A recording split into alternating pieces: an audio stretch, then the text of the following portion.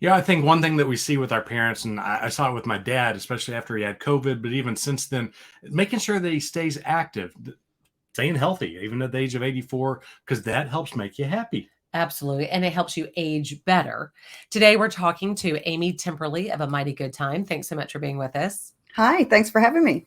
It's so important, isn't it, just to keep our parents aging actively, if that makes sense, where we just want them to be as physically, healthy and mentally healthy as they can be. It's important for all of us, to keep moving and keep staying active and to find things that give us joy and purpose to get up for every day. And I think that gets lost sometimes when we're caregiving. We worry about, did they eat enough and, did they take their meds that day? And we miss those other components of wellness that are so integral for well-being and quality of life. To me, I hate to call it a monster, but it's almost like a two-headed monster that A, you have to find things for them to do, but B, you have to make sure that they want to do it or have the willpower, the desire, to motivate themselves. Yeah, well, and you have to find things, like you said, that resonate with them. Not everybody loves to do fitness programming. Not everybody loves to learn something new, or, you have to find those little things and niches that work for them. And particularly when we're talking about people that might be suffering from dementia, as well as really looking at, what did they used to like to do? And you may need to look back as far as, what did they do when they were a kid or a teenager? It's not necessarily just what was happening in the last few years. And all of us are like that. I'm finding that I'm rediscovering pieces of me as I get older, of things I enjoyed as a child that I haven't yet re-engaged with as an older person. I like what you mentioned about that we are often so worried about, did you take your medicine? Did you do this? Did you do that? That we don't think of, oh, did you do anything fun today? And so I think that's so important. I know my mom is great about, there is a standing dominoes appointment every day at 3. And she usually has an exercise class at 11:30. And even today, she called me while she was riding the bike. I said, "What are you doing?" She said, "Oh, I'm just riding the bike." And because I not bug her, but I guess remind her often, hey, have you gone on a walk today? Have you gone and ridden the bike for 10 minutes? It doesn't matter. Can you lift a few arm weights? All of those things are such good ways to be able to keep us healthy. So I think often we think of certainly the physical ways that we can stay active as we age. Yeah, and there's multiple components to that, right? There's your physical, that's important, obviously, but what about your brain health? What about your social engagement with other people? All of those are so important. It doesn't matter how healthy you are if you don't have something to look forward to every day. What's the point? Yeah. What's the point? And so, finding and exploring those options and helping your loved one interact with those is really crucial. Yeah. To me, the motivation, hate to compare it to having kids, but sometimes you have to motivate your kids to do things that they may not exactly like, whether it has to do with cleaning the room or eating their vegetables. And it's the same thing with our parents. With my dad, I want him to walk every day at his independent living place, and to motivate him, I tell him, get out there and go talk to everybody. You're like the mayor there, so go talk to everyone. And that gets him kind of like, oh yeah, I'll go talk to people and go walking. That's one of the things we really share with people too in my work, is that one of the most important things that you can do is to socialize. And if you look at that moment when your dad is socializing, he's walking to meet people, he's interacting with people, which makes his brain work, right? It's one of the best things you can do. You're watching people's micro expressions, you're engaging with what's going on with them, you're thinking of a response. That's all good brain health. And then it just improves your mood. Tons of research says that, socialization actually helps with lots of different components, including reducing your blood pressure and all of that. So a lot of times I tell people, if you do nothing else all week, just be sure you engage with somebody and have a conversation. It could be the best thing that you do for yourself. I know that we often hear from people in our group that will talk about that their parents just really don't want to leave home. They don't want to go out and do some of the social activities. And maybe that's why they're not interested in an independent living or a different environment like that, because they're really happy being at home. What would you say to encourage them to realize that that's so important to, not necessarily get out there and do all the things, but just to make sure that you're staying engaging and socializing? I think it's been the gift of COVID that we actually were able to engage in a virtual world. And there are literally tens of thousands of programs that are customized for older adults going on around the world that can all be accessed virtually or by phone. And so not everybody is a go out and doer social kind of person. And I think that's okay. I believe it or not, I'm a little bit of an introvert myself. And so I love virtual programming. It lets me travel the world. It lets me learn new things by just clicking into something on my computer. And even if you're not comfortable in that space, there's some fabulous phone-based programming going on from nonprofits around the country that literally call you when it's time for the class, and you pick up the phone and you listen in.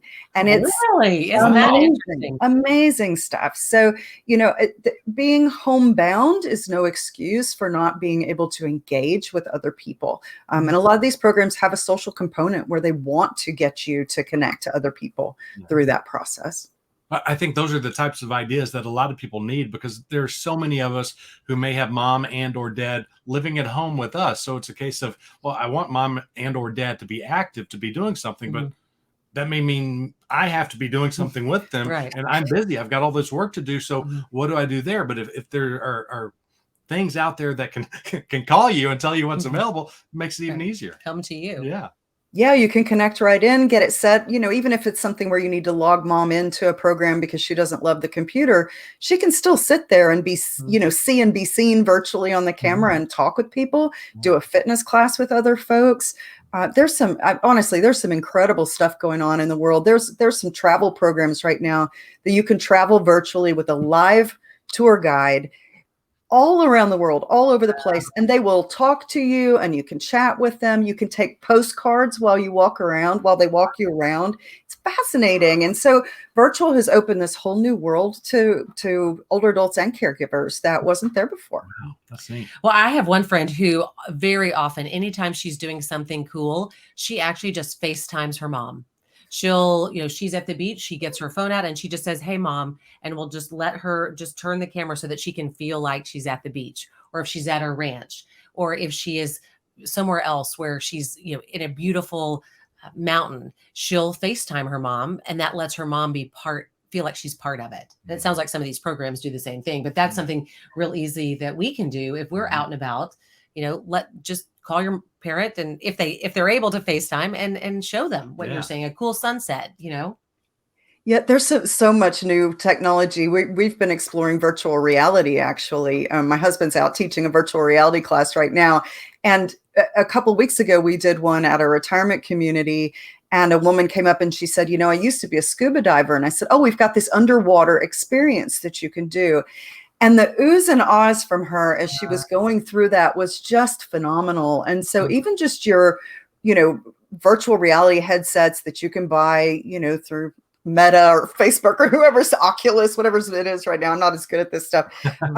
But there's tons of free stuff that you can download where you can literally immerse a loved one. And even they're using it a lot with dementia as well, for people to help them even go wander around the street of their old house or, experience something that they used to experience. So don't discount where we're headed with technology. It's fascinating to watch. Yeah. I hate to say scary part for me is that, like so much that we talk about with parenting aging parents, we don't know where to find it. When we're talking about finding a good independent living place or a good memory care place, we don't know where to look. We don't know what we're doing. Finding home care, home health care, etc. You don't know what to Google. You don't know how to find it. You don't know where to go. And I feel like so many people are stuck in that situation where it's like, okay, I know there's lots of stuff out there for mom and dad, but it's going to take me forever to search for it. I guess I'm just going to give up. What can make that easier? Well, that's why we built A Mighty Good Time. So amightygoodtime.com, it's a one-stop shop website for older adult activities nationwide.